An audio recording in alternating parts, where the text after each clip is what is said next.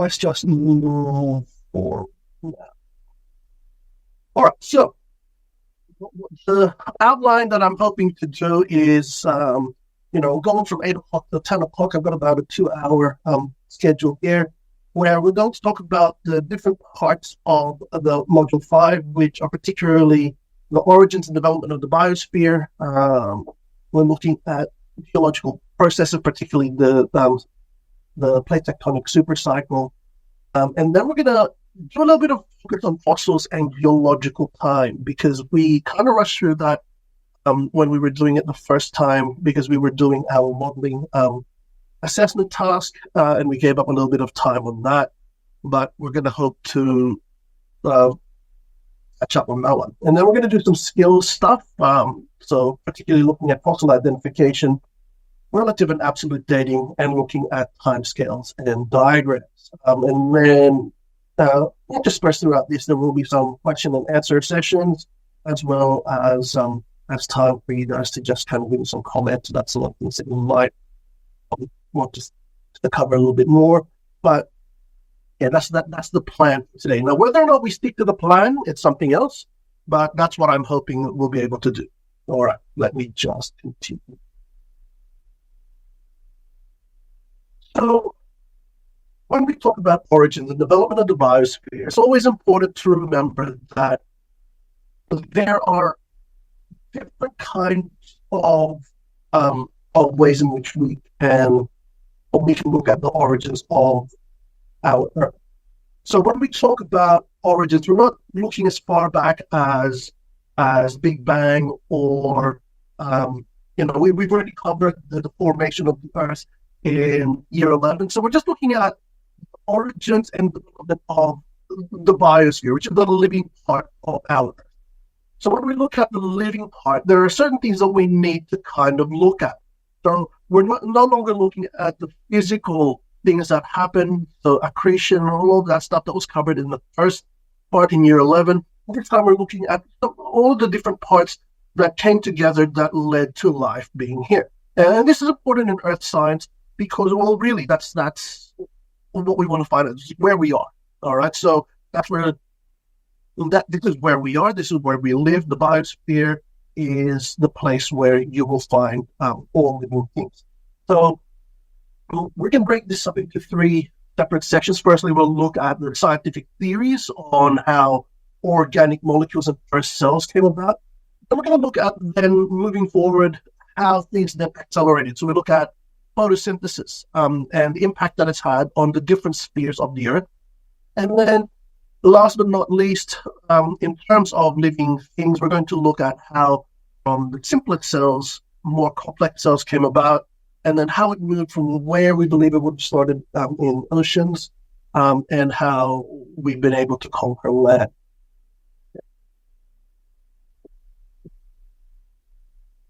So, theories, when we talk about it in science, I don't think I need to go into more detail than we've already gone through before. But as theory, when we talk about theories in science, it's a little bit different to the usage that we have in everyday language.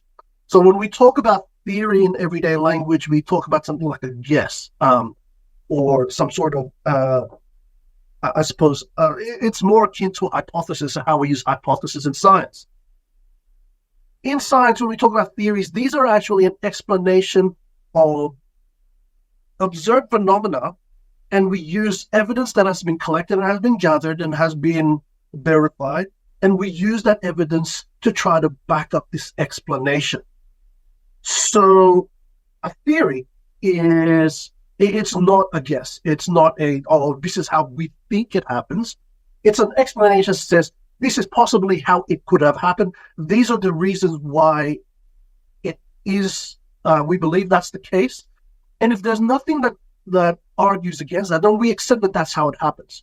In terms of scientific theories of how things happen, there are multiple ideas. I'm not saying that they're all correct, but each and every one of those ideas only get elevated to theory when there's enough evidence to support that that's a possible way that it could have happened, and that's what we go. So let's look at the different kinds of theories as to how organic molecules came about in the first place. And we're not talking about life here. We're talking about the precursors of life. We're talking about molecules that are needed for life, but it's not necessarily life. Yes, so these organic molecules are the ones that typically they contain carbon.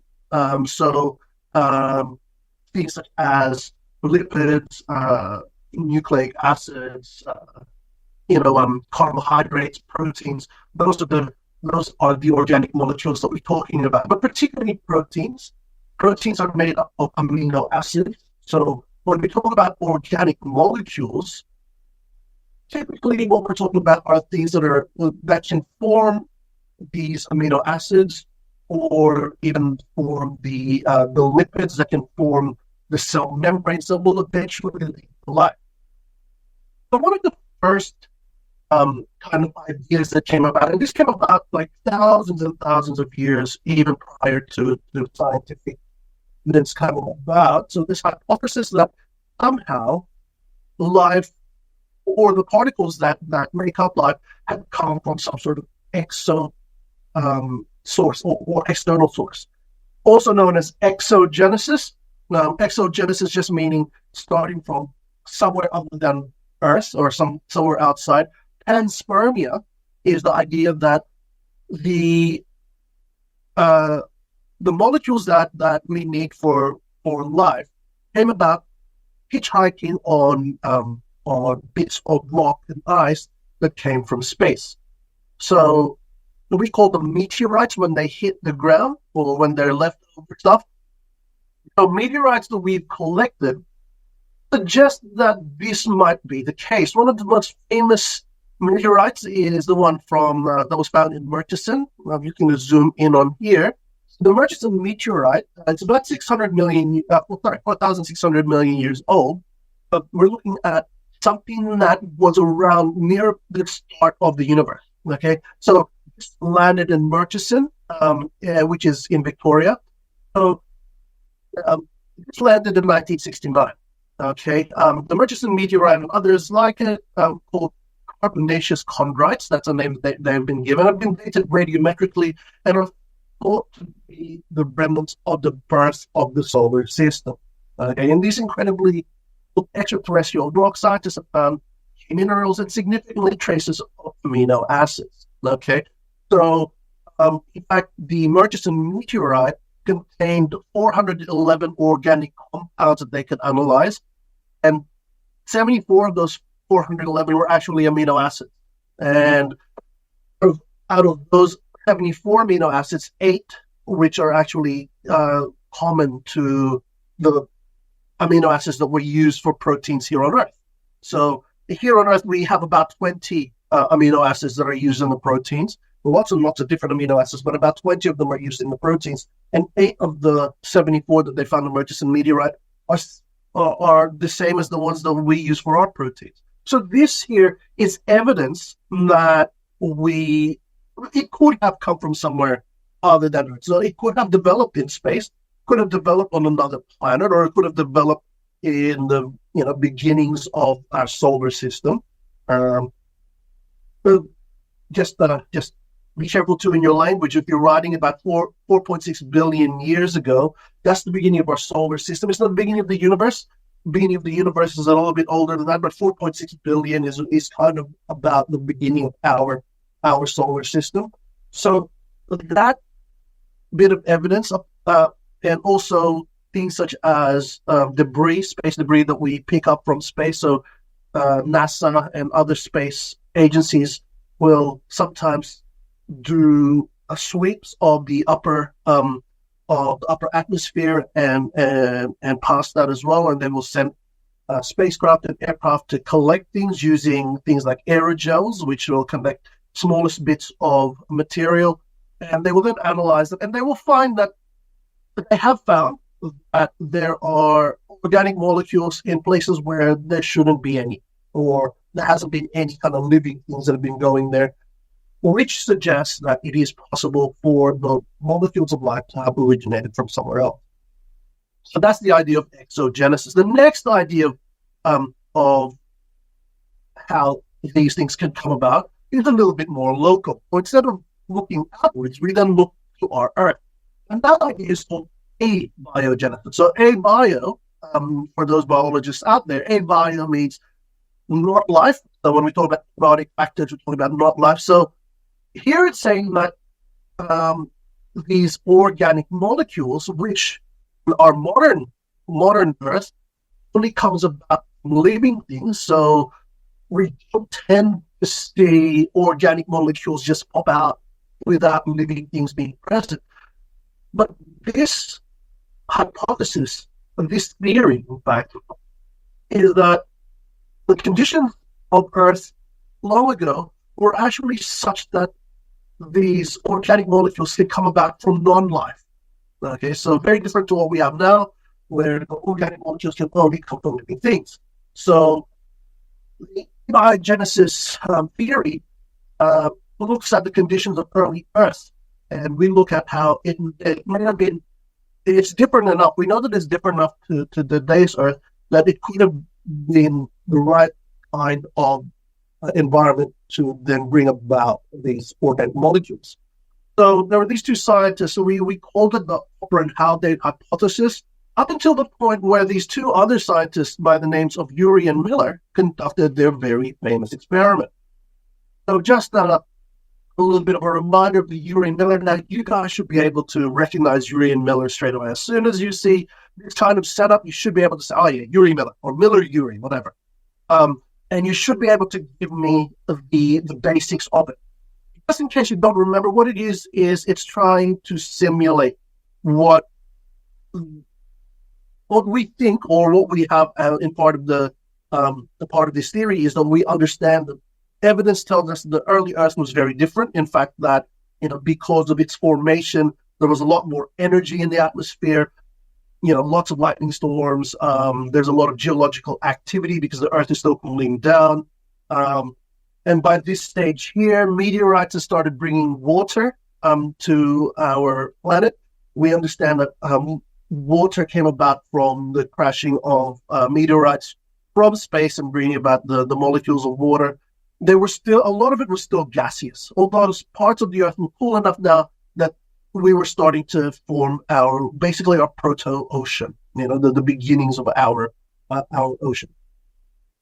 So what this is hoping to show here is we're using this model to show that the ocean can be represented by this reservoir of water, where there is a heat source, and that heat source is evaporating the water, as you would expect on the early Earth.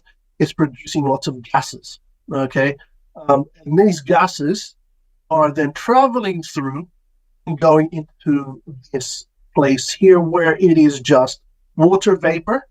Okay, but it's also mixed in with the gases that we think, or that we know were actually quite abundant during that time, which is so that's methane. The other thing that you guys need to be able to start recognizing is the chemical formula for different things. So CH4 is methane, NH3 is ammonia, H2 is hydrogen. Okay, so these are the primitive atmosphere, the gases of the primitive atmosphere. You notice here that, so there's water vapor, there's methane, there's ammonia, there's hydrogen, not a lot of oxygen, not free oxygen, not free carbon dioxide, not free nitrogen. It was very different to the modern atmosphere that we have now. So in this case here, this is showing what's happening in the atmosphere. They also have some electrodes here that's simulating lightning, which would have been occurring at the time. And so they would have this mix of gases here, lightning that's happening, all gases here, but as it travels through here, you've got a condenser here. So all it is basically just it's just a tube. Outside of the tube, they feed some cool water here. So what it effectively does is it cools the chamber here. So as it cools, it condenses and then forms a liquid. And in this case here, it would be water. Okay, and as water dissolves a lot of things, so anything that was in this chamber here that has that would dissolve in water is going to join the water, and as the cooled water comes through here, they then have a trap. And this trap here is just a section where you have this liquid water forming. But they have a sampling probe here. They have a sampling probe here. This sampling probe is looking for the presence of organic molecules. And because there are no organic molecules being introduced at this point, we shouldn't see any organic molecules here at all. Okay? So we're starting to look at here at some of the scientific skills that you need to understand when you're doing investigations. And one of that is making sure that it's a fair test. Okay? If at any point Miller, Urey were doing this experiment and they find that there's actually organic material in this section, that will essentially will nullify any results that they have. You'll invalidate it. It means that there's something wrong if there's some sort of contamination. As long as this is pure, they know that they're doing it right. Okay? Or at least their any results that they have here will not have come from any kind of contamination from over here. Okay? This is where the exciting thing comes. When they start sampling here and they start finding that there are these organic molecules that they're finding, it means that somehow it is possible for organic molecules to form in these circumstances. So one of two things that we're going to talk about. Well, we're going to talk about a couple of things. The Miller-Urey experiment is actually really important for Earth science because it allows us a glimpse into what's the possibility of how organic molecules can arise on Earth from non-living things.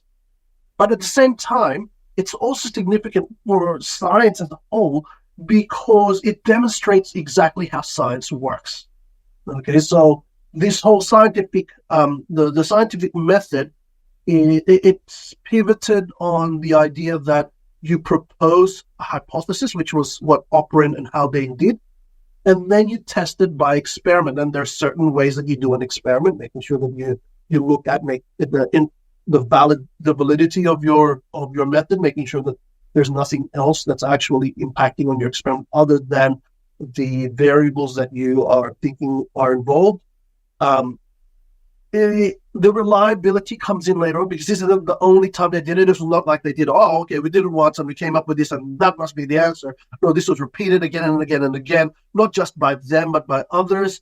And also the idea, and this is something that you probably have heard a little bit about, but we haven't talked about it much, is the idea of peer review. So scientists need to be able to prove to people who are similarly trained to them. It's not like I've got an idea, I came up with an experiment, I'll post it on social media and see how many likes I get. And that will then determine whether or not my hypothesis was correct. That's not how it works in science. Before you can actually publish anything, okay? So before, when you're reading a journal, that's actually gone through a process whereby somebody comes up with this idea, creates an experiment, then they put it through a rigorous set of steps before it can actually be accepted by a journal for publishing. And these rigorous steps include sending your study to others so they can have a read through what it is that you did, have a look at some of your notes, and see whether or not they can pick anything that you did wrong. And if they do, you have to pretty much start from scratch. Okay, so this idea of peer review is quite it's a very robust process. Of course, you're going to hear that there, especially in this day and age, there's lots of different things that can impact on it, particularly in terms of money and how science is funded.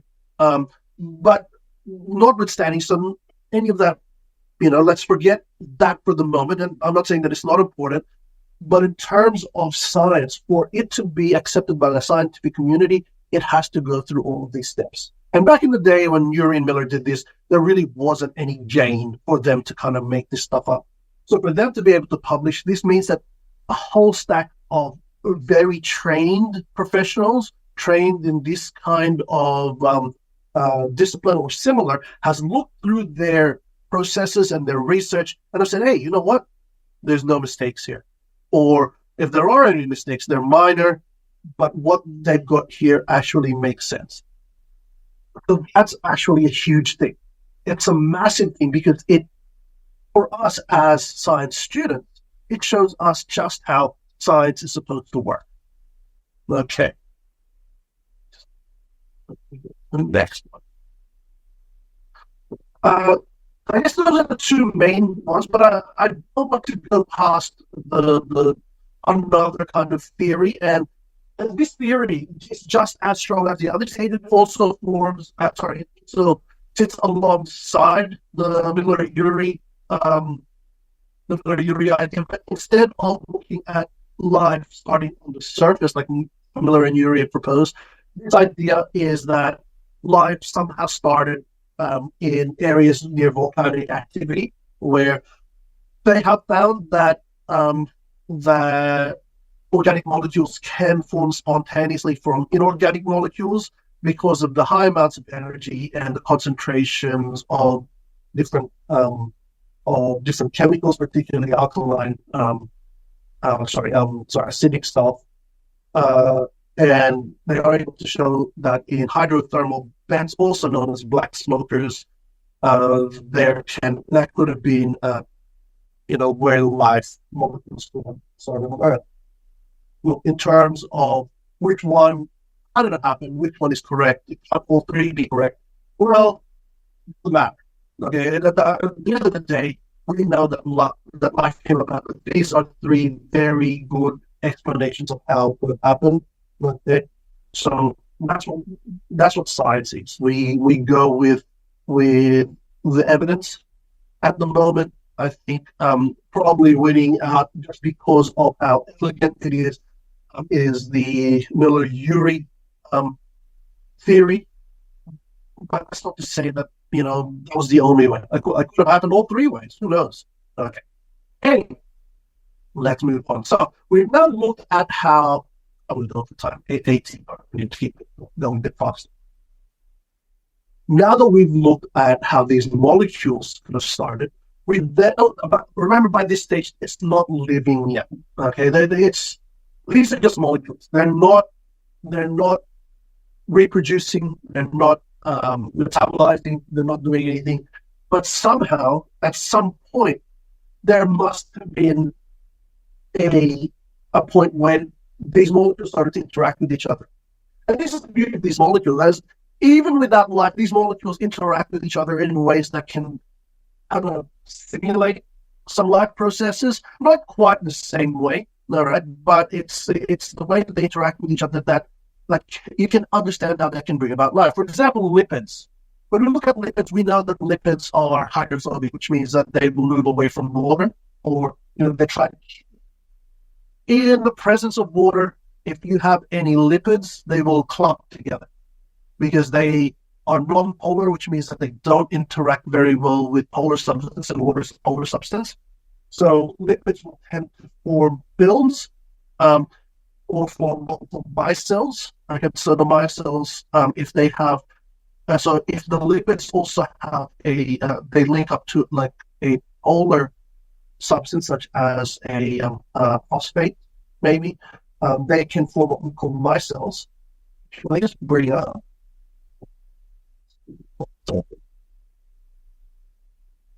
It's important. So, give me a second.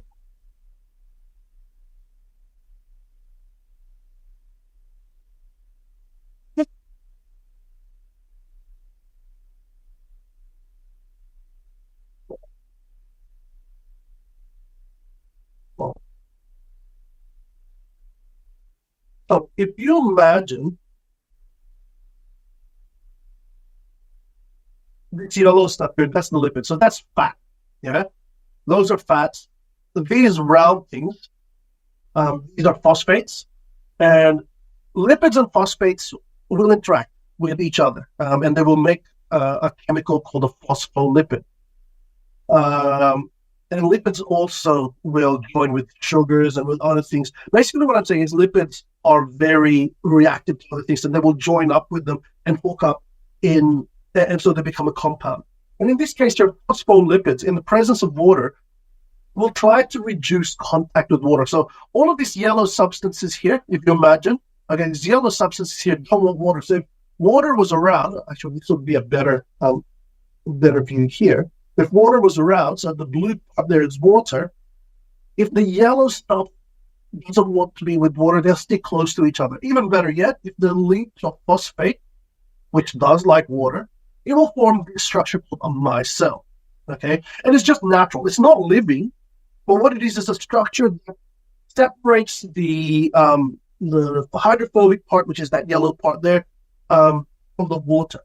Okay, and now spoilers here. This is then showing how these can form membranes. If you think about these working together, so it's not difficult to then imagine the next step, which is to actually form these double layer structures. And when they form these double layer structures, these can then wrap around themselves and form this. This is a micelle here, where you have all of them pointing in the middle. This is a liposome. Zoom in on here. This is a liposome. So a liposome is not a cell yet, but it's looking more and more like a cell, isn't it? You're seeing here that you have these hydrophilic circle things. Hydrophilic means they love water. Hydrophilic in the middle, okay, and you've got all of this hydrophobic stuff interspersed in between those two layers.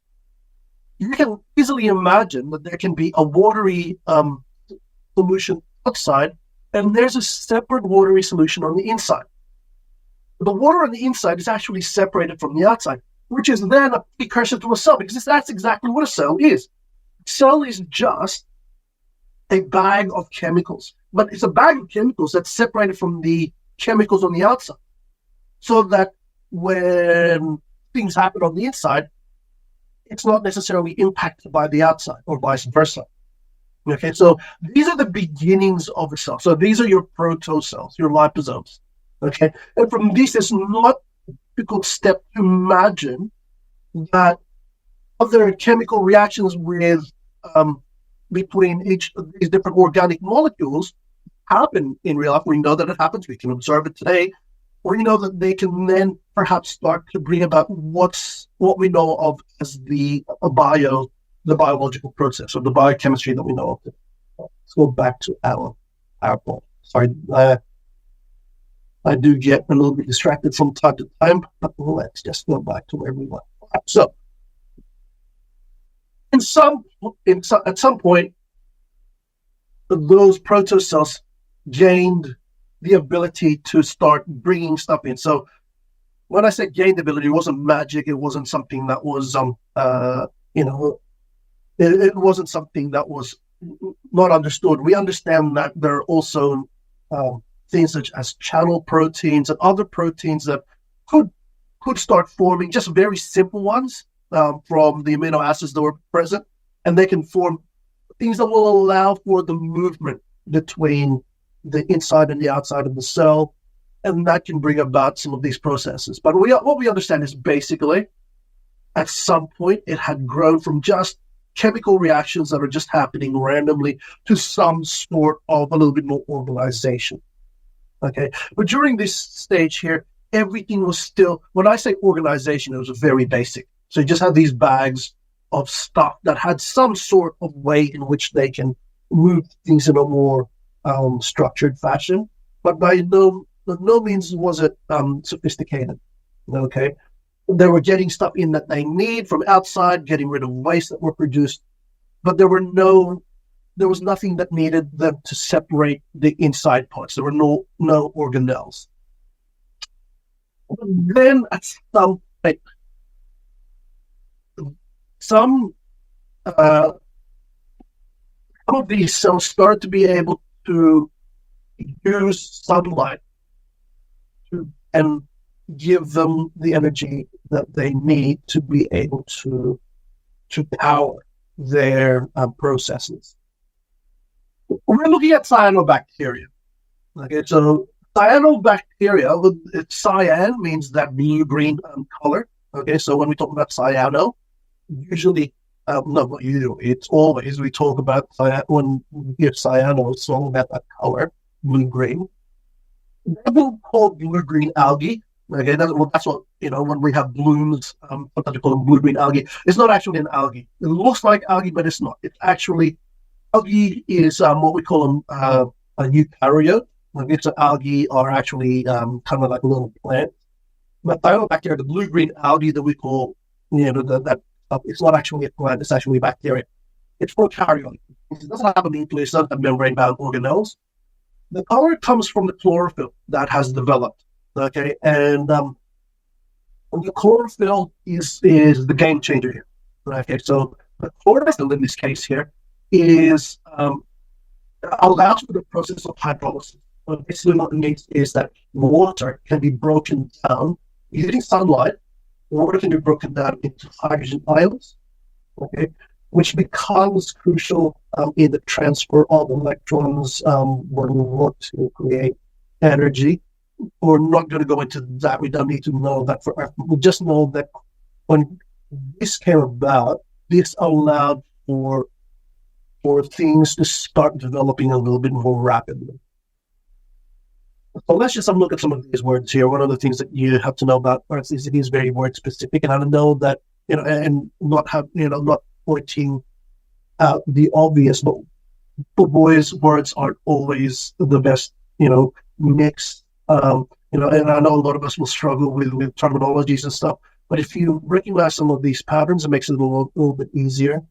Photo, meaning light. Synthetic, meaning making from little things, making them bigger. Okay, so when you synthesize something, you're grabbing little things and chucking them together to make something bigger. Photosynthetic just means using light to create bigger molecules from small molecules. Essentially, what they're doing is they're creating glucose, which is a large molecule, from smaller pieces, which is carbon dioxide. Okay, so carbon dioxide is small. You kind of take it apart and you mix it with the hydrolyzed parts of the water, and you're able to come up with this larger molecule, which is glucose, which then becomes the driving force of energy. So photosynthetic, that's all that means. Okay, so it's photosynthesizes. Autotroph or autotroph. I won't penalize you guys for pronunciation when you're writing it down. Auto just means self. Troph means feeding. So these are self-feeding organisms that are doing so by breaking down carbon dioxide in the water and creating glucose. Essentially, what they're saying is they can make glucose, they can feed themselves. That's all that means. Okay. So they came about around 3.5 billion years ago. Okay, so we know this from from some of the indirect evidence that we saw happening, but also from direct evidence, which we'll look at in a second. Let's just have a look at what photosynthetic bacteria might look like. As you can see here, you have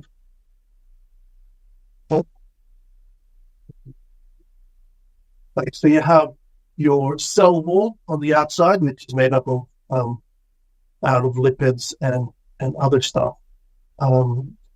And you've got these thylakoids, which are these layers that contain the chlorophyll. Pardon me. And you have DNA just floating around inside. There's no need for it to be in a nucleus. So this is very simple. So all they're doing is this green color here allows them to convert the carbon dioxide in the water into glucose, and that's essentially what life was like for a long time. Okay. So, all right.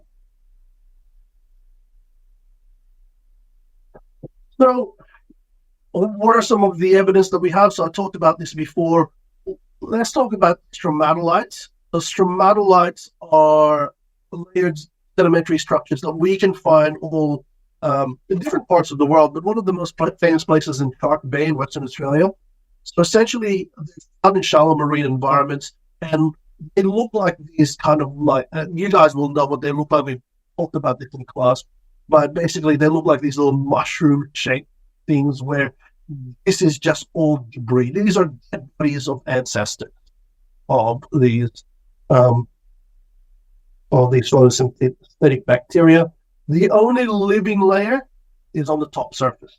They're over there, they're alive, they're living off the bodies or living on top of the bodies of their ancestors. They're close to the sunlight. Okay, so that's how they can survive. Because if you're underneath there and you're not getting access to sunlight and you're photosynthetic, you're not going to feed off anything else. You need the sunlight.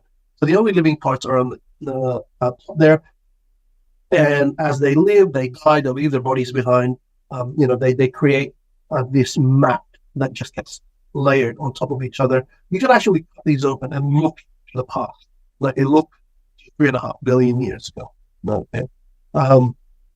So this is the this is the evidence that we have for cyanobacteria and how they basically started off life. Well, I need to. Or now, changes in the spheres. So the dot point here says analyze the changes in the geosphere, atmosphere, and hydrosphere resulting from the evolution of the biosphere. So all of this stuff that's happening at the moment, of course, there are other spheres involved, but we're focusing primarily on the biosphere because the biggest impact of life is, biosphere. There's no biosphere if there's no life. So the appearance of life in terms of these very simple organisms has changed the dynamic of the world. There's now a new player. Okay, it's not just the water and the air and the earth, doing their physical stuff. There's now this new player of life interacting with all things and making changes to all the other spheres. So we're going to look at the effect of this photosynthesizing bacteria, the cyanobacteria in each of the spheres. And then, because the one thing I forgot to mention was when it photosynthesizes, one of the waste products it creates is oxygen. Now, when we hear about oxygen, we go, oh, yeah, oxygen is good stuff. Okay, we need that oxygen. Without oxygen, there'll be no life. Well, believe it or not, by this stage here of life, there are other things other than photosynthesizing bacteria. In fact, there's other bacteria that are living. Okay, so if you do bio, you would have learned about methanogens and some of the other extremophiles and other things that are living in the Archean era. So during that time, you had a lot of things that were living. They did not like oxygen. And oxygen, as good as it is for us, it actually is poison. The term oxidize basically means to break down, with oxygen. When things come in contact with oxygen, because oxygen is such a reactive gas, it will actually change the chemical composition of things. We know that rusting is not a good thing.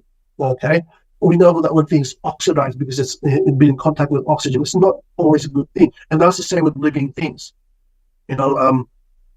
Oxygen can destroy things, and it does destroy things. So one of the things that we talk about when we talk about foods is antioxidants, which essentially just means it tries to reverse the damage that oxygen is doing. So oxygen is one of these kind of double-edged swords. It's good for us because we need it to live, obviously, but it also destroys things. But back in the day before, all life, most life depended on oxygen. Most life didn't need oxygen. In fact, the presence of oxygen actually has a very deleterious effect on life. Okay, so let's just have a look at that. Oh, and the other thing that we're going to talk about is bandwidth hydrolysis. Let me just pause for a moment here just to kind of give myself a pat on the back, because I've really enjoyed making this PowerPoint. I don't know if you guys noticed all of the transitions and stuff that I put in. Kind of been learning that over the years and trying to put together something that looks interesting. Because if I don't have any good content to deliver, at least I've impressed you guys with how I've done my PowerPoint. Anyway, feel free to give me a thumbs up if you like how the PowerPoint was going so far. Thumbs up. Is anybody still here? Oh, there we go. I see some. Thanks, Alex. Thanks, Hamish. Thanks, Daniel. I don't know how to do it. Don't worry, Charlie. Just you told me like that. That's even better. Alrighty. All right. So let's have a look at the effect of photosynthesis. So photosynthesis, good as it is. Thanks, Charlie. Legend. All right. So do this. Let's have a look at the conditions of early Earth compared to conditions of modern Earth. Okay, so early Earth, modern. In early Earth, you can see, oops,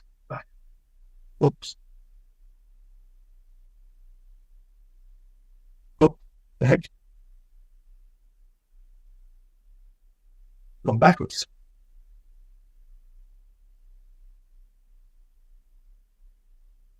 Like early Earth, we know that the oceans are actually like teeming. Right? There's lots of dissolved iron. Um, Iron is a metal that readily forms an ion, I-O-N, not I-R-O-N, the ferrous ion, which dissolve very readily in water, which is good for us in terms of being able to transport oxygen through our bodies. We use iron. That's what our hemoglobin is made of. That's what makes the red color in our blood. That's why if you're ever low on iron, you feel tired all the time because you can't transport oxygen very easily through your body. But this iron dissolves in water very easily. Okay, but it also will bond with any oxygen around. Okay, so just let's have a look at early Earth first. There was no oxygen in the atmosphere because it's just not a thing. It's not the dumb thing. Okay, there was not a lot of it when things were forming, and any kind of little bits of oxygen around would have bound itself already to stuff because, like I said, oxygen just wants to react with things and will join up with things. So there was no oxygen in the atmosphere at all. There were, however, as we already learned from the first, from what we're seeing, lots of ammonia rather, methane, water vapor, but it's also starting to gather carbon dioxide because carbon dioxide is one of those things that when you do have a little bit of oxygen and you have some carbon, they will combine. They like to combine with each other. Okay, so you are forming these carbon dioxide. So there's starting to build up carbon dioxide levels. Volcanic activity produces carbon dioxide. All of these things that are coming about, carbon dioxide is just one of those things that starts to form. So there's high levels of it. There's also no ozone layer. So ozone is, well, atmospheric oxygen is O2, which means two oxygen atoms that are joined together by a double bond, very strong bond, doesn't break very easily. Okay, but for ozone is actually what we call an allotrope of oxygen, which just means it's an alternative molecular form of oxygen. So this oxygen, instead of being two oxygen atoms joined by a double bond, it's actually three oxygen atoms that are forming a sort of triangle. Each oxygen atom has got, if you imagine the double bonds, they want to be straight like this. Okay, so you've got an oxygen atom here, oxygen atom here. They're joined by double bond. Okay, so we're each sharing these bonds with each other. The O3, which is what ozone is, has got, imagine that's, so if you've got an oxygen down here, down the bottom, there's at least two, they actually stretch them apart. Okay, so you give a bit of a stretch, and instead of linking up to another, just one oxygen, you've got two oxygens, each on that side, and they've also got theirs stretched apart like that. So essentially, they form a triangle. A lot of stress on those, okay, a lot of stress on each of those bonds. A little bit of a push will allow them to absorb enough energy to break apart. And that's really good for us. And again, that ozone layer is actually, so ozone forms when oxygen is subjected to high amounts of energy. Typically with lightning strikes, you get kind of like that smell, or if you have electrical contacts that cause a spark, you can smell like a metallic electrical smell. That's actually ozone that you're smelling. Okay, and what it is just, like I said, it's a triangular molecule of oxygen atoms. So because they're under a lot of stress, they're vibrating like that. They go, oh, we've got just enough energy to stay together. But then if there was a little bit of energy that's coming from, say, space, let's say in the form of ultraviolet light, and it was to come and hit that, what happens is it goes, oh, thanks for that energy, ultraviolet light. I'll take that and I'll split apart. And it does. It splits apart, and then it joins up and forms like these double bonds once again that are now happy. But what it's done to the ultraviolet light is because, as we know, conservation of energy tells us that energy can't be created or destroyed. Is only it can transform from one form to another. That ultraviolet light had some energy, lots of energy, and that energy was coming towards the Earth and going, I'm going to cause some damage to things that are on the surface of the Earth. But because it has had to pass through this layer that's been absorbing some of its energy, each time it hits ozone, more and more and more energy is taken off it. So it becomes weaker and weaker and weaker. By the time it gets to the surface of the planet, instead of going, I'm going to wreak havoc by breaking every single cell that I come in contact with and killing everything, which is what UV does, okay? All it's been able to do, hit your skin, I'm going to get a little bit of sunburn. Okay? And so that's what the ozone layer does. Without the ozone layer, we're not going to get like just sunburn, but we're going to get like third-degree burns. It's not heat that's causing it to happen. It's the penetration of the ultraviolet into deeper layers of our tissue. It's just got enough energy to get there and cause havoc. It's small, the wavelengths are small enough that it can penetrate through our nucleus and play around with this thing called DNA and cause all sorts of like mischief. All right. So ozone layer, good in terms of protecting us from that. But anyway, earlier they didn't have that.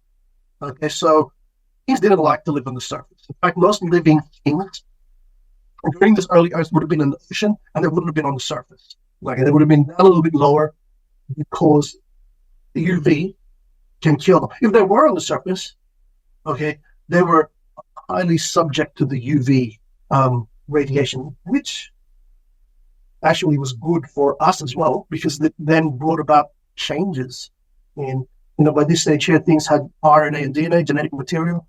These changes can bring about mutations. It can bring about different kind of features showing up. But more about that later. Actually, no, we're not talk more about that because we're not buying different thing. The Earth also had highly energetic storms and warm atmosphere. We also had, like I said before, early unicellular life in the ocean. There's not multicellular life yet. Everything is just living by itself. It's not like, it's just a single cell. Okay. Let's move forward a few billion years. And here we have oceans that have very small amounts of dissolved iron. Okay. We also have an oxygen-rich atmosphere. When I say oxygen-rich, like it's 21%, okay, which is, it's not even the majority. Well, nitrogen is like more rich, but yeah, okay. But compared to having none at all before, that's quite significant. Okay, 21% oxygen in the atmosphere. Compared to levels before, we've got quite low levels. You would have been looking at upwards of about 20% of carbon dioxide here by this stage. Okay. Now we've got about 0.04% of carbon dioxide. Well, this is significant. And we know that the small amounts of carbon dioxide can actually make huge changes to the climate. When we talk about Module 7 later on, maybe I was exaggerating with 20% here. I just pulled that out of thin air. But it was high. But 0.04% is not a lot at all. We've got our ozone layer in here, which, we did a lot of work trying to destroy it back in the 60s, 70s, and 80s. But luckily, we kind of, realized that we were doing ourselves damage. By the way, just a little bit of a side. The ozone layer, the halting of the ozone layer is still an ongoing thing. We still have like parts of the ozone layer which are still kind of thinner than what they should be. Some of that is natural. There is some sort of kind of natural destruction of ozone, as you can imagine from what I said. Every time it gets hit by UV, it gets destroyed and forms like just normal atmospheric oxygen. But the processes that we have generally kind of replenishes that. Some of the activities that we had on Earth, particularly using refrigerants and propellants in our spray cans, we were producing these things called chlorofluorocarbons, which were interacting with the atmospheric and the atmospheric ozone and the ozone up in the top layer there, and it was destroying it. And basically, it caused enough of a hole in the ozone layer that ultraviolet light was streaming through unimpeded, and it typically affected in the polar areas, particularly in over Antarctica. Not so much people, not so many people living there. And there wasn't a lot of people complaining of getting sunburn and skin cancer or whatever. But what it did was it actually started to destroy the krill. If you imagine krill, which are very small living creatures, and they're little shrimp. Well, they they live near the surface, and having lots and lots of UV was basically killing them because they weren't able to get protected by the ozone layer. And this had a massive impact on the food chains that were that drive life over there. So we were finding there was lots of changes in aquatic life, but it also started to filter through and sort of affect things a little further more. Okay, but we also know that the ozone layer, because it's not like it's not like it's a fixed thing. It's kind of shifting and moving, as you imagine gases are, because Australia is like close to Antarctica, closer than our northern neighbors. We do get affected sometimes by the thinning the ozone. So we were finding higher levels of skin cancers in Australia. It's not just because of the lifestyle that we have here, which was very sun loving, but because of impacts by ozone layer. And all those hypothesized. I haven't actually read enough about it to be able to say they were able to conclude that. But you can see that was a challenge that we addressed. We were able to fix it. This is kind of, I'm just addressing this now because we are going to be talking about it in our module 7 later on. The carbon problem, the climate problem that we have can be addressed and we can fix it, but we just need to all get together, which is what they did for this. Oh, by the way, do not get the ozone layer and climate change mixed up with each other because they're not the same thing. They're not, I won't say they're not related, but there's not enough of a link between them that you can talk about it without getting penalized or sound like an idiot and not know what we're talking about. Okay. All right. So, we have an ozone layer. We also have established zones of climate, and we have seasons. Okay, whereas before it was like everywhere was summer, and summer was like lots of sun and lots of heat and lots of storms. Now we know that the equator is where you kind of want to be if you want to stay warm the whole time. And the further away you move from the equator, you kind of have to bear with changes in seasons. Okay, the further away from the equator you are, the more extreme those changes are. All right. And we also know the modern Earth has the diverse forms of life everywhere.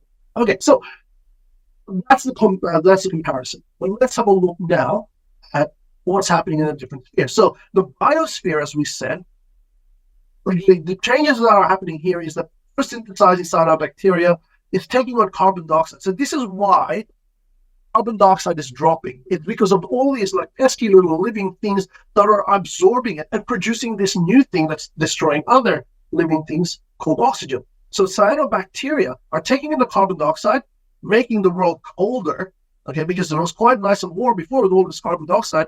All of a sudden, this is getting walked away, and they're producing oxygen. So this then impacted a lot on what's happening elsewhere. So not only was it impacting living things at this time.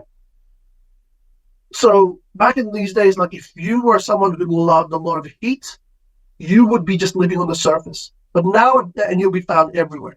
But now you'll have to find places where, it was hot all the time, like hot springs. So all of these kind of thermophiles that were once found everywhere now have to find themselves close to hot sources like lava or magma. Or let's go lava down in the hydrothermal vent, or hot springs or whatever. Things that enjoyed not a lot of oxygen. Okay, they can just hang around the surface before, but now they're going to go hide under the soil. Okay, because the oxygen will destroy them. Okay, or they have to develop ways in which they can protect themselves from oxygen. Okay, so there are lots of different things that happen. Okay, so. But that's what's happening with the biosphere. And then with the atmosphere, okay, so the reduction of the carbon dioxide, basically meant that things started to cool down, okay? And because things are cooling down, it's affected a lot of the ways that gases interacted with each other. And as you can imagine, carbon dioxide is being produced, is being reduced, oxygen is being increased, but don't think for a moment that the oxygen was all of a sudden starting to just become lots and lots in the air straight away. No, because oxygen, as I said, reacts with stuff. And there's a lot of things that are lying around that you go, hey, I want some oxygen. They had all of these iron deposits in the water, on the land. They just go, hey, give me some of that oxygen. So each time oxygen becomes available, the iron will just take it up straight away. Okay? So it actually took a long time for oxygen to start to build up in the atmosphere. But let's just pretend, let's just go further in the future. Eventually, though, all of the iron had absorbed all of the oxygen that was being produced. There was no more free iron to absorb any more oxygen. By this stage here, the oxygen then started to build up. Okay, and when the oxygen starts to build up, you have increase in gaseous CO2. Okay, methane is also removed. I don't know exactly how methane was removed. Okay, but the methane started to get removed. I think a lot of the methane got locked away in ice and all of those other things because of methane. Methane is a very low vapor point or boiling point, so it becomes solid, at quite low temperatures. So a lot of that got locked away in the permafrost when we had ice ages and whatnot. But then when there was enough oxygen, enough atmospheric oxygen, ozone layer also started to form. Okay, because you have oxygen forming, but electrical activity, blah blah blah blah blah, ozone is forming. They float to the top. You have now an ozone layer. So that was a change in the atmosphere. The hydrosphere also changed because remember I said that there was lots of dissolved iron in the oceans. Now, because of the dissolved iron, so water is actually water can dissolve a lot of things, okay, including iron, including carbon dioxide, including oxygen.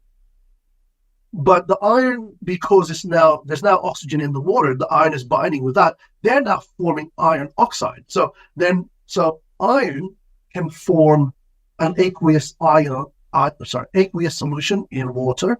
As soon as it's joined by oxygen, it comes out of solution and filters out to the bottom. It forms iron oxide, which doesn't dissolve. Forms iron oxide, goes to the bottom, okay, and it forms a layer of rust, essentially, is what happens. And then what happens is, and we'll talk about this later on, this rust has a big impact later on, okay? There's an increase in dissolved oxygen in the water, and also carbon dioxide gets kind of removed from the water. So oceans used to be very, very acidic. Now they're less, in fact, it's a little bit more alkaline than it is acidic. Okay. Last but not least, we have the impact on the geosphere. And in this case here, the biggest impact here that we can talk about, I mean, there are lots of other ones, but the biggest impact here that we're going to talk about is the deposition of these things called BIFs. Okay? A BIF, you say? B-I-F. Okay? It's a banded iron formation. Well, let's learn a little bit more about banded iron formations. Yeah. Oh, Jesus. We're going a little bit over talking. Well, let me just keep going here, though. Not to get too distracted. So banded iron formations are rocks consisting of iron oxide rich and iron poor layers. So you can see here in the photo here, there's actually an example of an iron formation. So the one you are in there. So if we have a look there, so if we have a look here, these is what we call a banded iron formation, or BIF. Okay, you will see this in lots of ancient rocks. These were around during the time of this changing of our atmosphere, where the oxygen was being produced, being absorbed, going down, producing some more. So these are cycles that's happening. The red parts are the rusted parts. The gray parts are the non-rusted parts.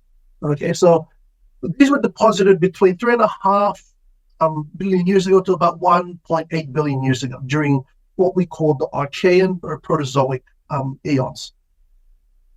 For Western Australia is really good for this. And the reason why Western Australia is good for this is Western Australia has got a lot of the cratons. So remember, we talked about cratons before, and we'll talk about that later on again.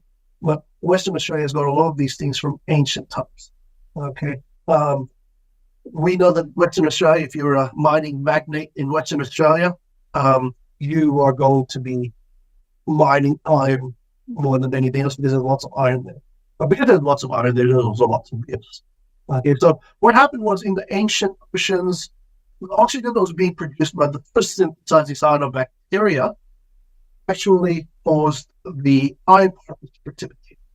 Okay, so that means that it comes out of solution and goes down to the bottom where it forms layers of rust, like we talked about. Okay. When dissolved oxygen or dissolved iron layers drop off, okay, so what would happen is because all of the oxygen might have been used up, okay, it will take a while for the oxygen to get enough so that the iron will start reacting with it again. Remember, this is all happening in the ocean. And reactions, this is where science is really, it's important to have an understanding of little bits of science for different different kind of disciplines, just to understand central disciplines. The chemistry tells us that for reactions to be favorable, you need to have, the collision theory tells us that you need to have lots of particles, maximizing the chances that oxygen atoms and iron ions, they're going to collide with each other. If there's not a high concentration of oxygen because it's been used up, there's going to be, you might have a lot of iron, but they're not going to hit each other a lot because there's just not enough oxygen.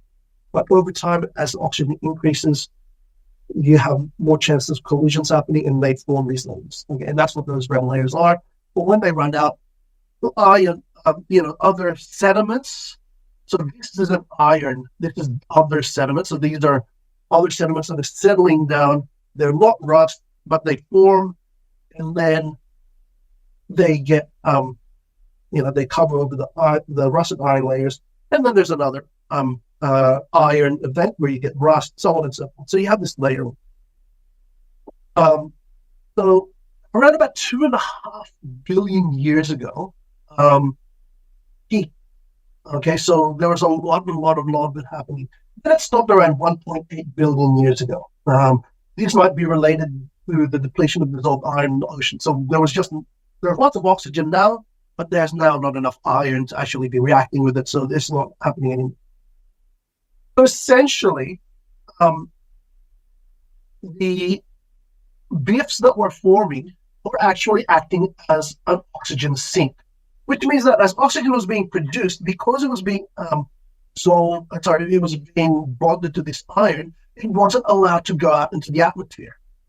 Okay, so things that are that worry about a lot of oxygen in the atmosphere by this stage here. There wasn't a lot of other things. There might have been other things that are living on the surface there, but there wasn't a lot of them. Okay, but still they were flourishing because there's no oxygen in the atmosphere.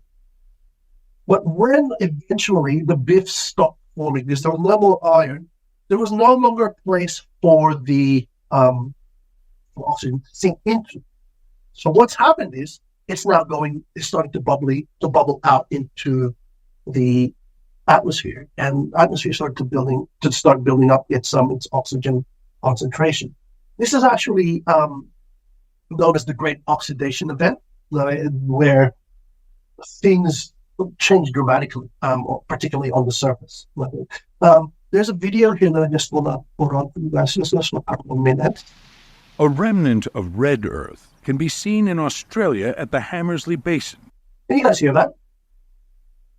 Give me a thumbs up if you can hear it. Yeah. Yeah. Awesome. Again. One.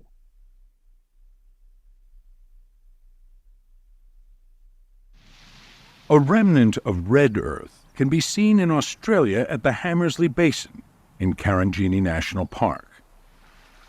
In these rocks, Hazen finds a startling consequence of early life as it began to thrive and evolve. What we're seeing here is one of the greatest tricks that life ever figured out, and that was how to take sunlight and convert it to energy. Microbes, like those in the stromatolites at Shark Bay, eventually began to live off the sun's energy through photosynthesis. That led to a dramatic rise in a gas that Earth was not accustomed to: oxygen. While to us, oxygen is a life-giving, benign gas, to a world not accustomed to it, oxygen created a dangerously corrosive cocktail. The early oceans were filled with dissolved iron.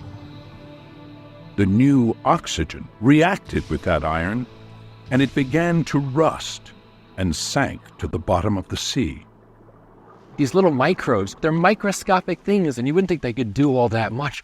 But when they produce that oxygen, and the oxygen reacts with the iron in the oceans, you get the world's largest deposits of iron, thousands of feet, covering hundreds of square miles. These formations cover a vast area with trillions of tons of iron ore. That is an unimaginable consequence of trillions upon trillions of microbes breathing. It's a fundamental change in the chemistry of Earth. It's the consequence of the rise of oxygen. The rise in oxygen that rusted iron and sent Earth into the red phase also created many new minerals. As a mineralogist, when I look at Earth history, I see big transitions. I see the moon forming impact. I see the formation of oceans and so forth. But nothing matches what life and oxygen did to create new minerals. Some estimate that the meteorites that formed Earth began with only about 250 minerals.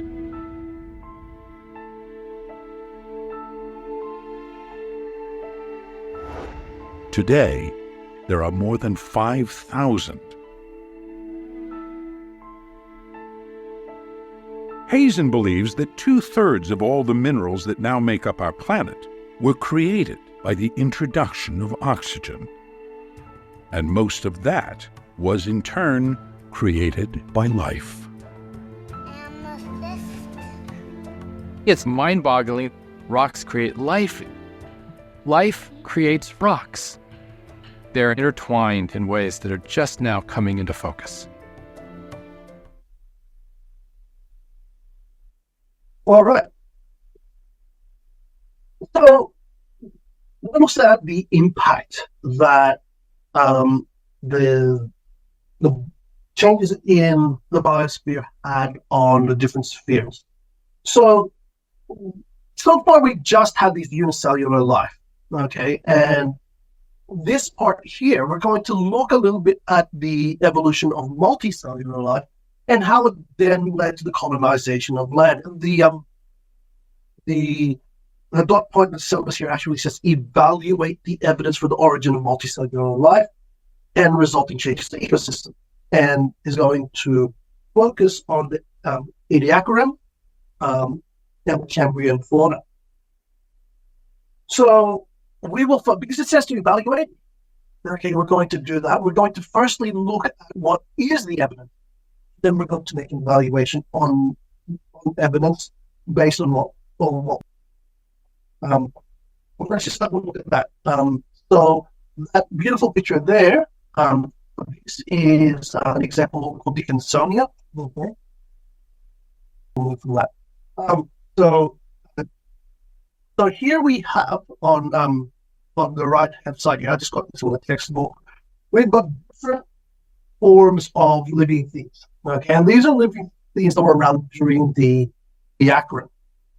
Yeah, I mean, so the Ediacara fauna fossils were discovered by an Australian guy in South Australia. So we're moving east a little bit here from Western Australia, we're going to South Australia now. And by the way, Australia is rich in these things here because we are such an old continent. We haven't had a lot of tectonic movements for millions and millions of years. So a lot of things that we have on this continent are undisturbed in terms of tectonic impacts. There haven't been a lot of earthquakes or a lot of volcanic activity to cover them up or whatever.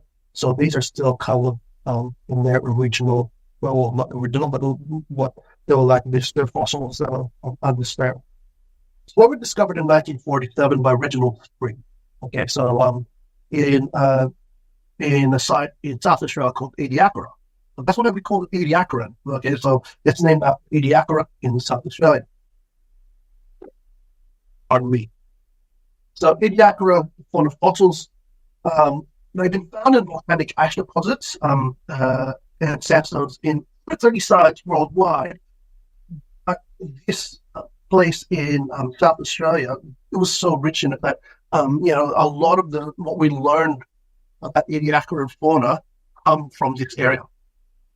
What we do know is that they are animals that are soft-bodied organisms, and when we say animals, we know that they didn't photosynthesize. That's the difference between animals and plants. Is plants and cyanobacteria can photosynthesize. Animals do not. So they are not photosynthesizing autotrophs. In fact, they're heterotrophs, which means that they feed on other things. The Ediacaran animals are soft-bodied organisms ranging from millimeters to a meter in size with varying levels of complexity. Okay. They're also oxygen because they're animals. Animals require oxygen.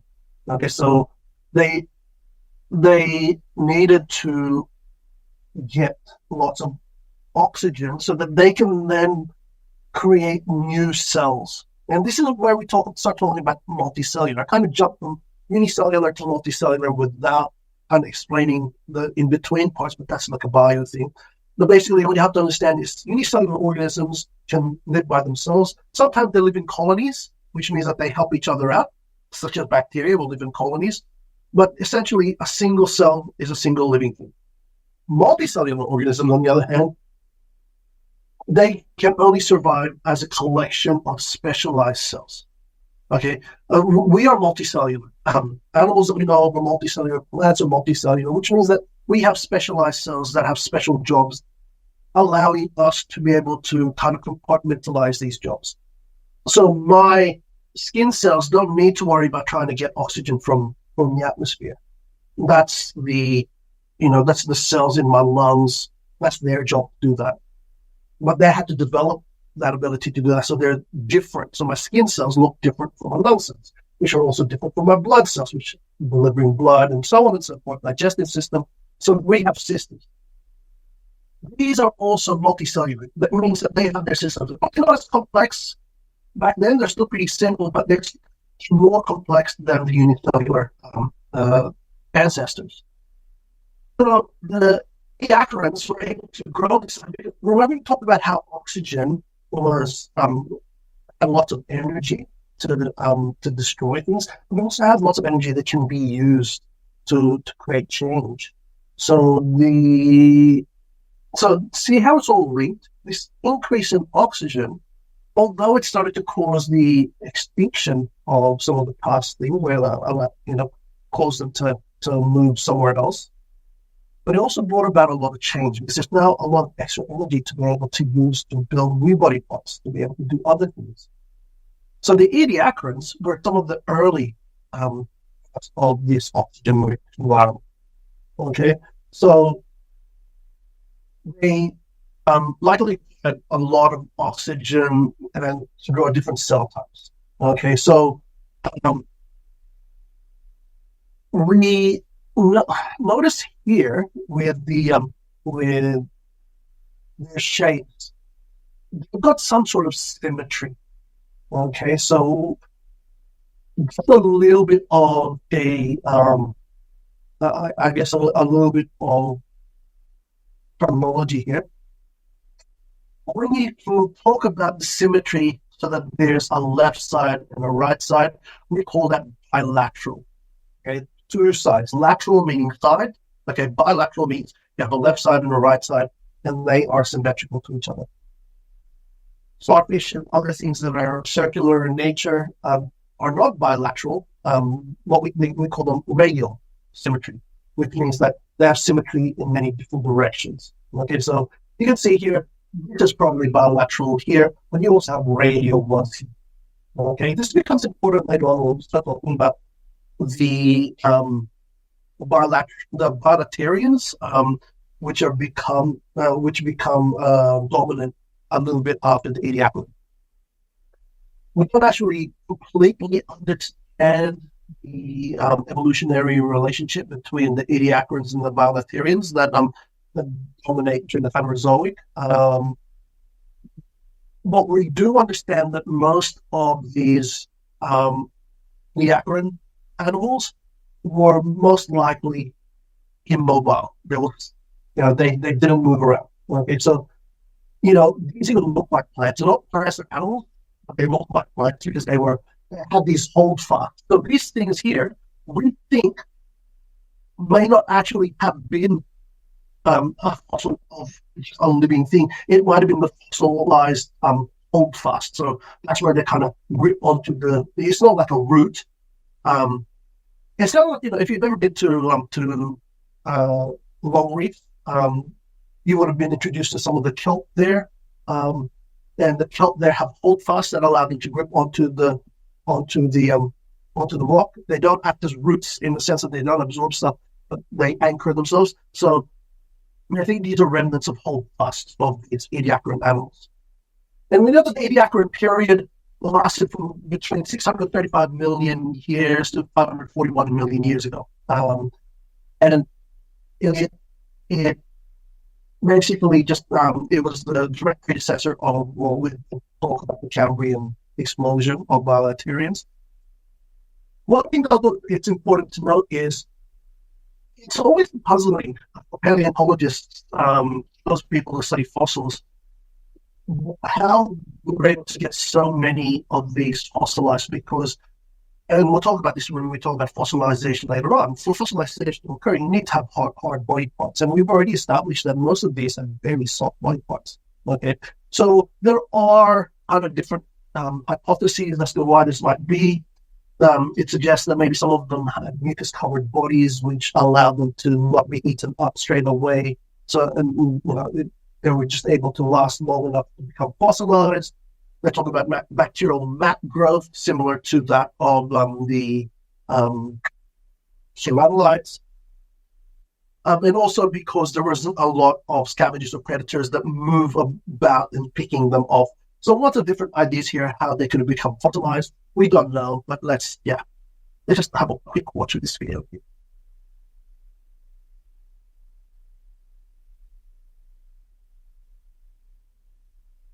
So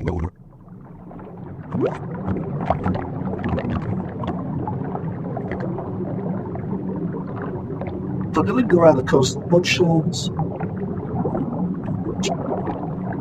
Here are some of the examples that might be useful to remember some of these examples.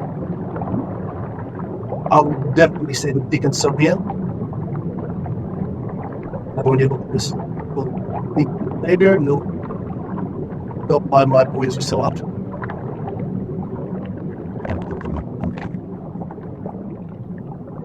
So those are some of the examples of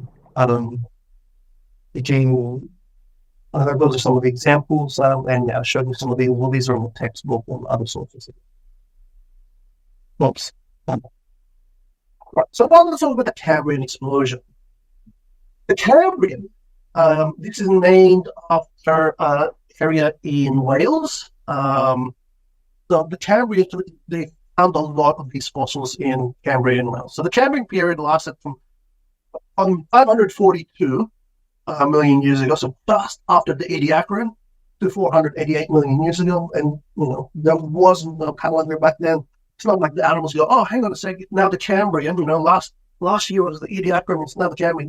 These are just dates that we put there based on events that occurred and things that we can kind of put dates on. We'll talk about geological dating processes later on. But basically, they contain the oldest fossils of invertebrate animals with hard shells. This is really important. Okay, so we're going to talk about hard shells here because, so we imagine that there were probably some unicellular organisms that have already started to flourish on the surface of the planet. Multicellular organisms by this stage, so during the Ediacaran, multicellular organisms were still restricted to the ocean. There was no land. There were no multicellular creatures on land as yet. But well, take that back. There probably were plants already. No, there definitely were plants already on the surface, but there were no animals. So no multicellular animals had made it to the land just yet. And they were still all in the ocean. So the fossils in whales in Cambria and the oldest fossils of invertebrate animals. Invertebrate means they didn't have a backbone, so things such as insects and crabs and jellyfish. So they had hard shells, jaws, and eyes. C is crucial. So eyes, okay, we'll talk about eyes. Actually, no, we won't. It's one of my favorite things to talk about when we talk about evolution. I talk about it in year 7 a lot. And when I used to teach biology, but we don't need to talk about it in environmental science. Eyes are not in we don't care about eyes. All we care about is the hard shells. Okay, so the hard shells actually had a lot to do with how animals were able to survive on land, because it allowed them to firstly be protected from the elements. Okay, secondly, it allowed them to keep the water inside of them from evaporating. Having those hard shells was really important also for support of their body structures. If you didn't have a hard shell, if you were a jellyfish and you tried to get on land, you're not going to have much luck. Okay, if you're a sea cucumber on land, you're not going to be able to do much either. Okay, you needed to have these hard shells that allow you to then keep your shape, but also keep some of the water that you need around you. Because running around the water, there's lots of water because that's where you live. Okay, and you're able to get all of your all of your food or whatever. Once you go out and land, you needed to be able to take that water with you. And if you didn't have a hard shell, good luck to you, because that will dry out very quickly. Okay, so there were probably a lot of other animals that tried to get on land before they developed hard shells, but they'd go away the dodo because they didn't survive. But these things, when they started to evolve hard shells, they were able to get out. But let's talk about Cambrian explosion, because we'll jump ahead of ourselves. So the Cambrian explosion shows us this rapid diversification of animals. So before, things look very similar to each other. So if we go back and have a look at our Ediacaran friends here, okay, there's a little bit of difference here, but they're all pretty much the same. Like, you've got the bronze here, and you look like they all look fairly similar to each other. And then we go to Cambria, and then all of a sudden, things are looking very different. Okay, this is when proper multiculturalism started from animal kingdom. Okay, so what we're seeing here is a huge and very rapid growth or appearance of lots of different forms. So in our classification system, the different phyla that we, like the phylum level that we have, there's 34 that we have at the moment. Okay. And by about 520 million years ago, all of those phyla have been found in the fossils. So, so from having not much diversity at all of a sudden having all this diversity was huge. Okay, which wasn't that long really when you look at the timeline. So 541 million years ago, it was all pretty similar. Then just 20 million years to 520 million years ago, all of a sudden you have this diversity. That was very quick. When you're talking about like the geological timescale, 20 million years is like a blink of an eye. Okay, so what led to this? Well, we don't exactly know, but we think that it might have been a combination of different things. So what was happening during this time were lots of things. Okay, so between 700 million years ago and about 542 million years ago, there were a lot of things that were happening. Firstly, there was a breakup of the supercontinent, not Pangaea. Okay, so we're talking about Pangaea, which is the one before Pangaea. Okay, so Pangaea, it was breaking up. This caused a lot of different changes, as we know. We'll talk about when we talk about the super cycle later on. We know that this can cause changes to the different spheres as well. So it's included rising temperatures, which then led to receding ice sheets, changes in the levels of the ocean, which then changed the chemistry of the ocean. Not to mention that, living things were starting to change as well. All of these things were happening, which could have led to eventually having enough changes that there was a sudden, well, not just 20 million years, it's still 20 million years, but in geological terms, very, very quick delivery of lots of different items, different types of life. Well, so next,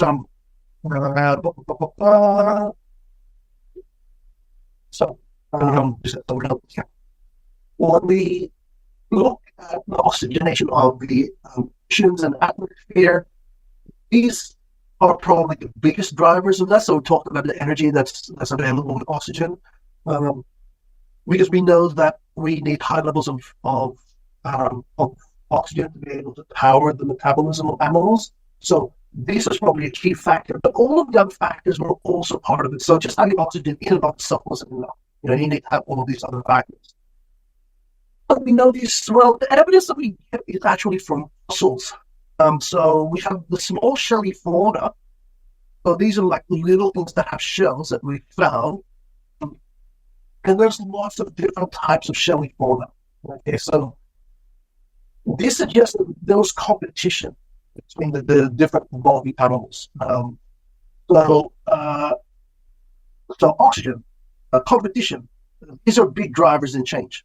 Okay, when we look at the small shelly fauna's skeletons, so we notice that there's actually like silicate, calcite, and materials.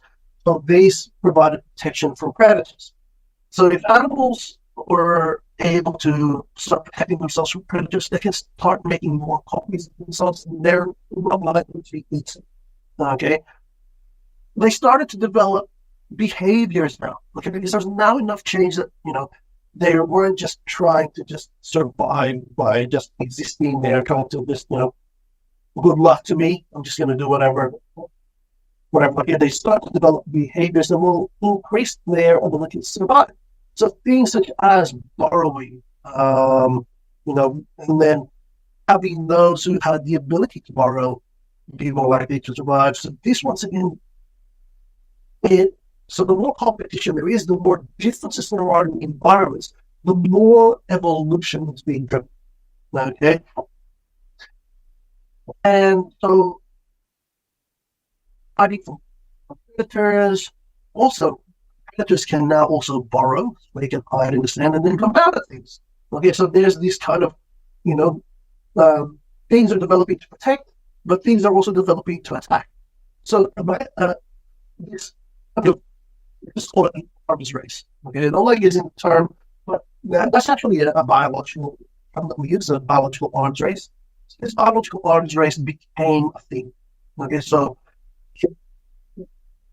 the more defense you had, the better it was for you to survive. And then the predators, for them to survive, they needed to develop other ways. And so, they just got, it was like, they basically, you can do this, well, I'm going to do this, and I'm going to do this. So things such as more robust arm, larger jaws, stronger teeth, let's say eyes, being able to see more. So the eye, before I'm doing back to the eyes, it just allowed you to be able to see like how light was changing. But if you were to develop ways in which you can actually focus on things and know what things are, well, is that moving being food or is that a predator? Being able to develop that ability actually increase your chance of survival. So it drove that evolution. Okay. So also starting to then organize your body. Okay. I use these terms to make them sound like these are intelligent things that are happening. No, I mean, I'm still very much like, in terms of evolution, it's Darwinian. So it's just all accidents. These are just things that are happening because there's enough energy that you can kind of experiment with body parts. And once again, I'm using like, it's deliberate. It's not. It's just like accidents can happen, and these accidents can cause things to become either benefit to you or not. And if it's a benefit, then it's more likely to kind of cause you to survive, so on and so forth. Basically, all of these different factors have come together and led to this massive change, massive diversification. So you're looking at things such as Picaya, like Picaya gracilans, which is a vertebrate. Um, they were minor players around that time, but because they developed a way to organize their nervous system so that they had a central kind of part. These are like are your first vertebrates. Even though there weren't really big players here, it becomes almost like it, the vertebrates owe their pattern to the Picaya. So this is our ancient ancestor. Okay, so the descendants of the Picaya gracilans would eventually come to be the leading kind of form in Earth's ecosystems. So, like I said before, the evolutionary links between Ediacaran and Cambrian fauna, we're still studying them. We don't know exactly where the links are. There's a lot of that a lot of the Ediacaran fossils that we found, they actually became extinct, okay, due to the competition from the bilaterian. Bilaterian means that they have, see how all of these here are most of them, I won't say all, so they have bilateral symmetry.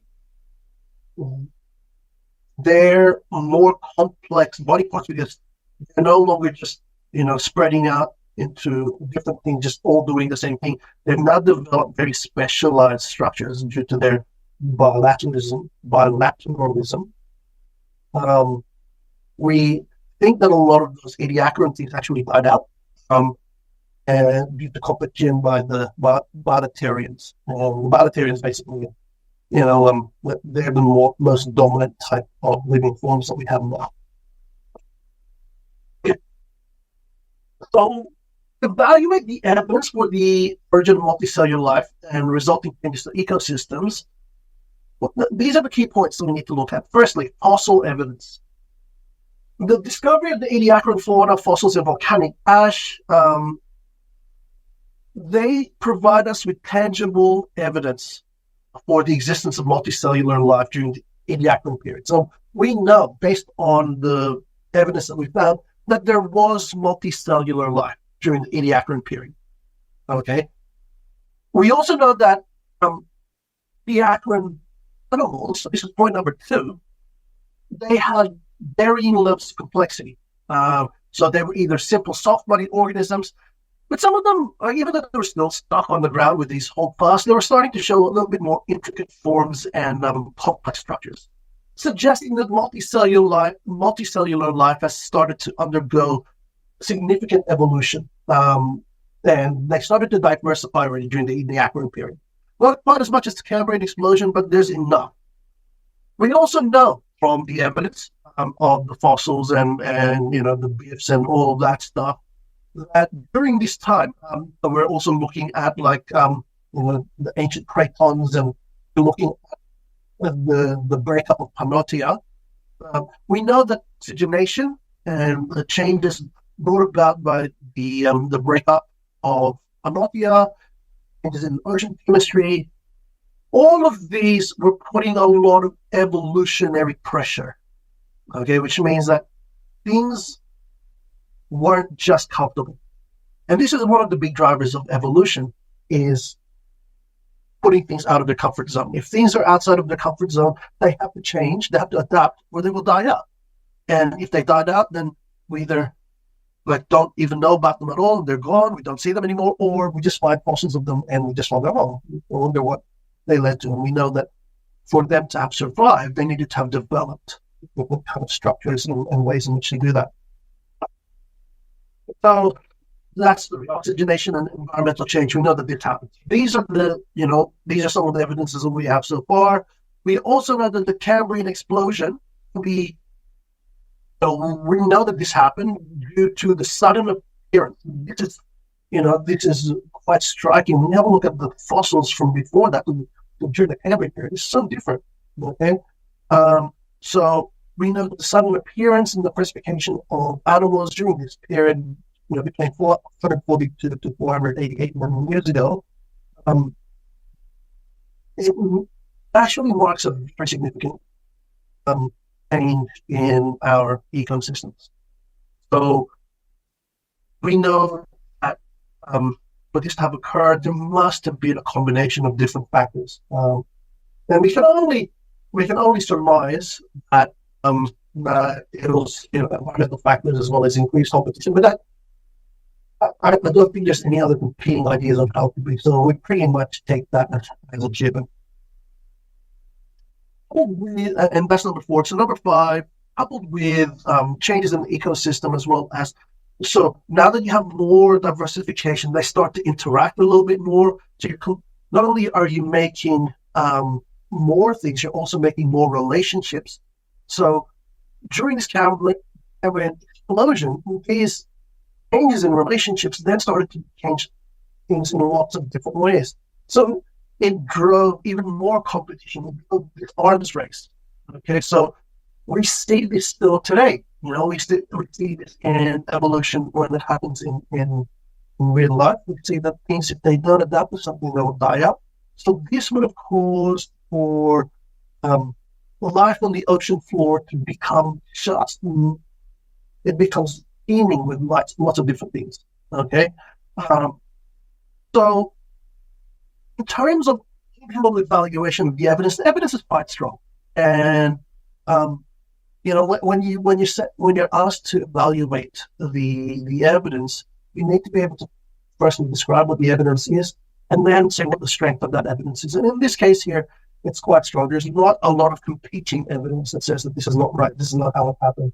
So in terms of my evaluation is, although we don't know the exact details, we can pretty much agree that the explosion of diversity that we saw during both the Ediacaran and the Cambrian eras were a result of the changing dynamics of the Earth at the time, coupled with the changes that occur because of the growth of new things. So basically, we'll stop fading and change. Okay, all right. And the next thing we're going to talk about now, so now that we talked about the Ediacaran and the Cambrian, we're not going to look at what then happened afterwards. And this is when we start looking at the Devonian period. The Devonian period was a time where things were starting to change even more, because not only were animals now confined to just watery existence, like I said before, the development of some of their structures allowed them to conquer the land. So plants started doing sorting, quite a while back, because they were able to develop these structures that allow them to survive on the surface. But animals have just started to do this. If we look at their plant fossils, the oldest recognizable terrestrial, so terrestrial means of the earth, so on land. So the oldest recognizable land plant fossil, they're about 470 million years old. Okay, so 470 million years old, still within the Ediacaran. Okay, the oldest arthropod fossils, are about 414 million years old. Arthropods are those that have segmented parts of their body and have hard shells. 414 million years old, and these are still in the ocean. The oldest terrestrial tetrapods, so these are the ones that can walk on land. We start seeing them in the fossils about 365 million years ago. A bit of a caveat here. Of course, in water, it's easier for things to become fossilized as opposed to land. Because in water, when things like die, body parts sink to the bottom, it can be covered over by sediment very quickly, and then they can start the process of fossilization. Whereas on land, when you die, the conditions need to be perfect for it to be fossilized. So there are kind of reasons why things might not have been fossilized so quickly. Okay, but there is good evidence that during this time these are good indicators of when there's enough living things on the land that they start being fossilized. I'm not going to go into the evidence now because there's just not enough time and I just don't know enough about it. But we do know that there's enough evidence that these groups actually evolved from aquatic species. And the transition to the land was actually gradual. It occurred, several million years or even tens of millions of years to happen. But the colonization of terrestrial environments of species in the Devonian, okay, explains to us. So we just look at so the Cambrian. So it is when we're talking about the Cambrian explosion, embryophytes.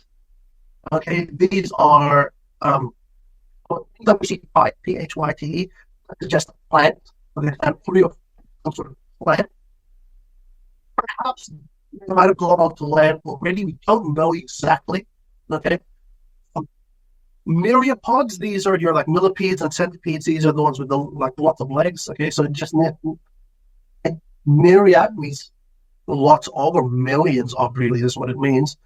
Pod means feet. So myriapod literally means millions of feet. Although they don't have millions of feet, that's what they're known as. So millipedes and centipedes.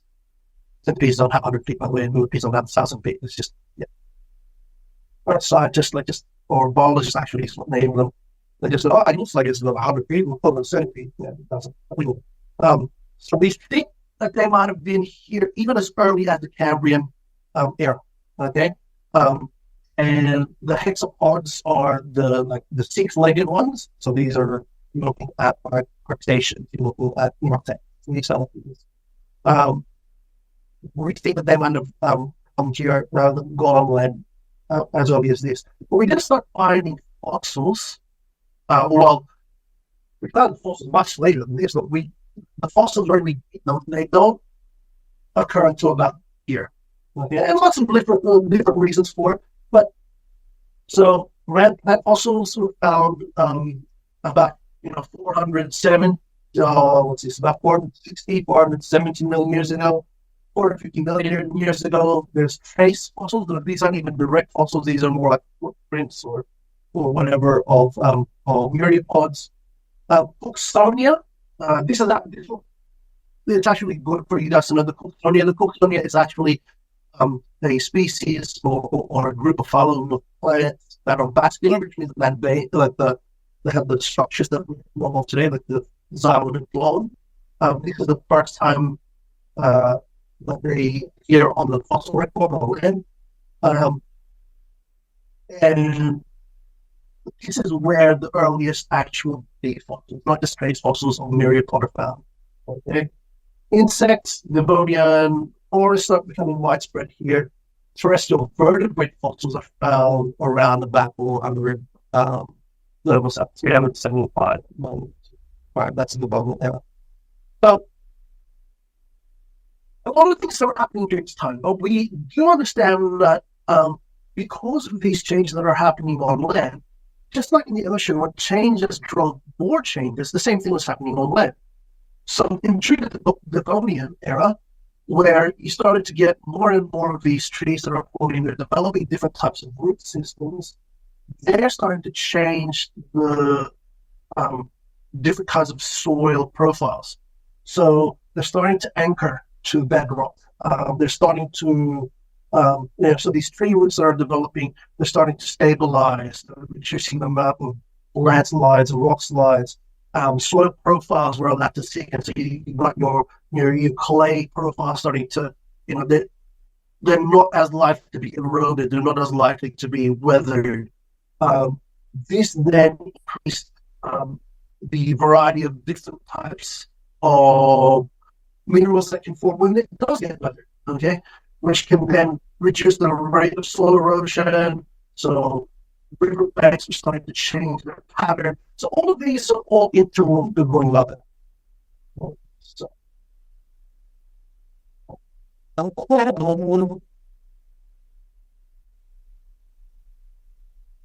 So here is an example of the tectonic is a land, it's a land animal. It's also a sea animal. It's one of the first invertebrates. This was formed during the Devonian period. So here's a skeleton of it. This is a recreation. It looks like a fish kind of alligator kind of frog kind of thing. Okay, but it's we have fossils of that. Might be a good idea for you guys to look up the Tiktaalik when you get a chance to. You need to know. So this is the Cooktonia. So we talked about that before, the vascular plant. So this is the trace fossil here, and this is what they think it actually looked like there. Okay, and this here is the oldest fossil of a land animal. So this is a myriapod, known as Pneumodesmus humani, and it is the oldest fossil of a land animal. Okay.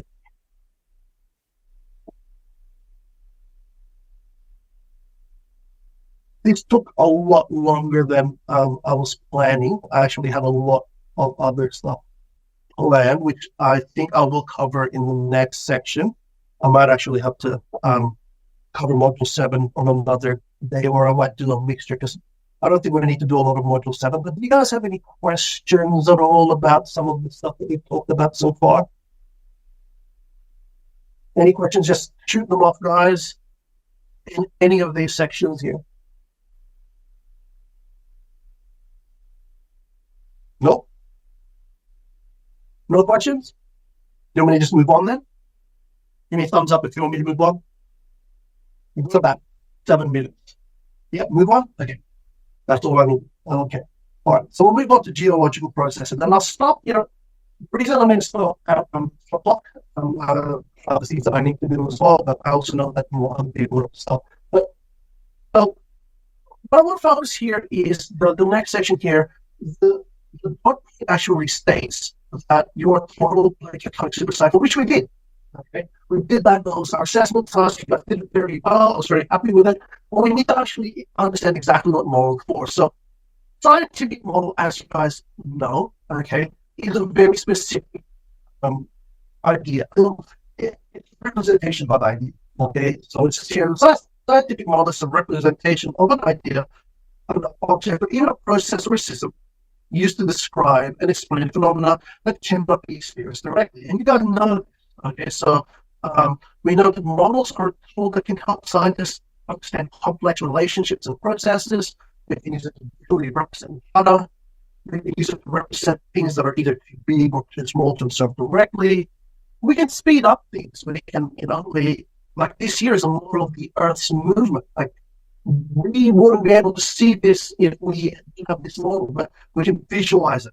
Okay, we can accelerate processes that take too long to observe naturally, such as the PTSC. Okay, we're going to even use it to manipulate variables and test prediction, just like we did for Module 7 when we looked at the climate data. Okay, and we can use it to then also analyze our other models and see how well they are. They meet the data that we expect. The models are really, really good for a lot of different things, but we know also that they have limitations because they're not the real thing.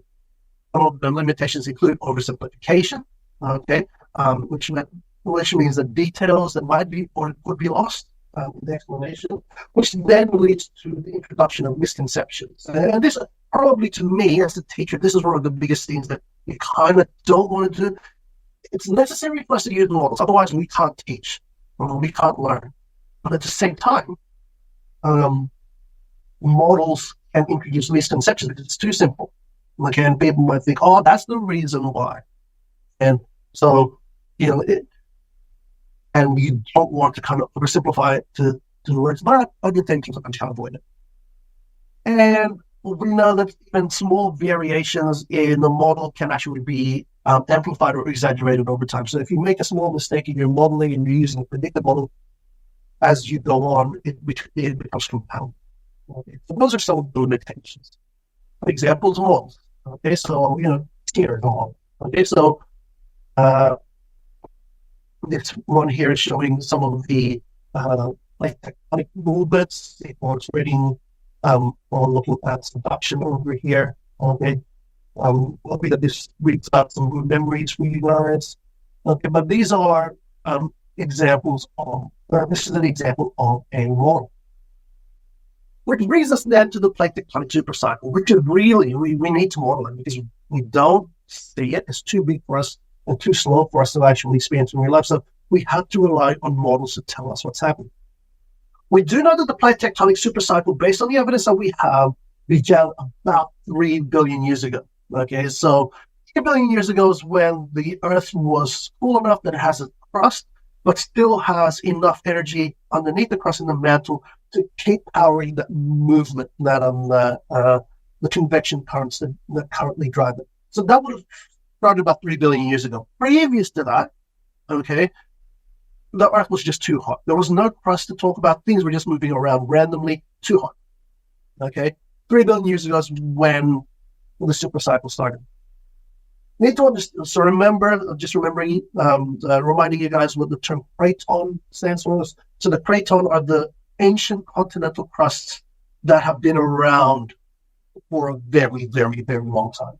These are things that were produced during the time that the tectonic plates started to move, and they haven't been destroyed. They haven't subducted or haven't, because we know that land can be created, but then it also can get subducted and then it's reformed or whatever. But cratons are those that are existing, that have existed for a very long time, because rather than getting subducted, eventually they'll just get moved around due to the plate tectonic supercycle, which tells us the existence of cratons is actually good evidence that there is a cycle of movement, okay? That it's not just, things aren't just happening and things are getting destroyed randomly. There's actually movement, and we can describe these movements.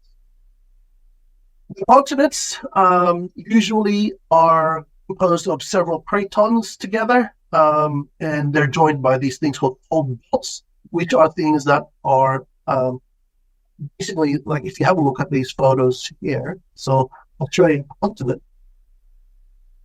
Is actually, you've got these cratons here, okay, and these fold belts here, the boundaries of the cratons, these are the ones that form a little bit later, okay, but they so essentially what we've got here are some of the remnants of ancient supercontinents. All right, so the tectonic supercycle, we explain it using what we call the Wilson cycle, because it was the first person to propose it was, I don't even remember his first name, it is some weird first name, but he basically proposed that there's a cycle, and there's no beginning or end to this really. It's a cycle, there's no major cycles, but basically we'll start when a continent is breaking up. So it starts with a continent breaking up due to these tectonic movements, creating continuous oceans will open, and it cools all these. Then you have the convergence happening where an oceanic plate will subduct and volcanic chains are occurring. We have the accretion here from sedimentary wedge, and it becomes joined to the continent. Then you get this orogeny that's happening, so mountains are being formed, and then we have the thinning of the crust, which is the erosion of the continent, which Australia is currently happening at the moment. Then eventually it breaks up again, and so on and so forth. All of this is happening as a cycle. Okay, we know that a supercontinent, a single giant landmass, that is almost of the Earth's cratons at the moment. And the formation and breakup of supercontinents occurs on a repeating pattern.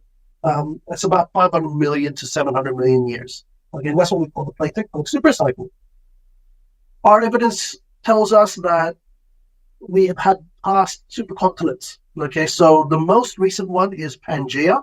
The previous to that is what we talked about before during the Cambrian period, that Cambrian era known as the Protea. Before that, there was Rodinia, then Columbia, and Canora. Sugar. It's 10 o'clock. All right. And I am going to stop here. And I do apologize for taking longer than I thought. I didn't time this. In my head, I thought I was going to go through this a lot faster than I'm actually idiot. But can I just have you guys put on your cameras